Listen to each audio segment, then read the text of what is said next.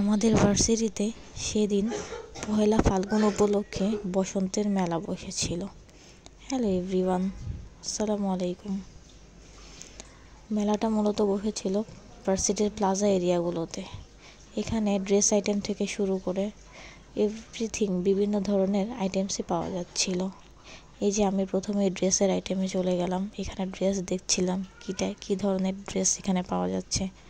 মোটামুটি রিজনেবল প্রাইসের মধ্যেই পাওয়া যাচ্ছে, আবার কিছু স্টলগুলোতে একদম ওভার প্রাইসড সেল হচ্ছিল ড্রেসগুলো।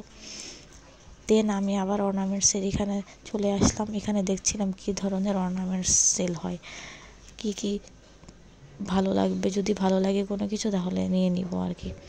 দেন আবার প্লাজার অন্য এক সাইডে প্রিপারেশন নেওয়া হচ্ছিল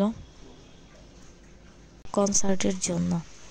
কনসার্টটা যদি এখন হবে না, ওইটা বিকালের পরে হবে, ততক্ষণে আমি অবশ্যই বাসায় চলে যাব। দেন আমি আবার চলে আসলাম খাবারের আইটেমগুলোতে। আমি আমার পছন্দের ফুচকা নিয়ে নিয়েছিলাম। ফুচকাটা মোটামুটি ভালোই লাগছিল খেতে, টেস্ট ভালোই ছিল। দেন আমি আবার ড্রেস আইটেমে চলে আসলাম। এখানে ডিসকাউন্টের ড্রেস পাওয়া যাচ্ছিল। আমি আমার ফ্রেন্ডের সঙ্গে যেহেতু আসছি, সে পাপড়ি চাট খাবে, তাই পাপড়ি চাটের এখানে আসছি। আমার পাপড়ি চাট যদিও ভালো লাগে না, আমার ফ্রেন্ডের এটা আমি শেয়ার করে দিলাম আর কি।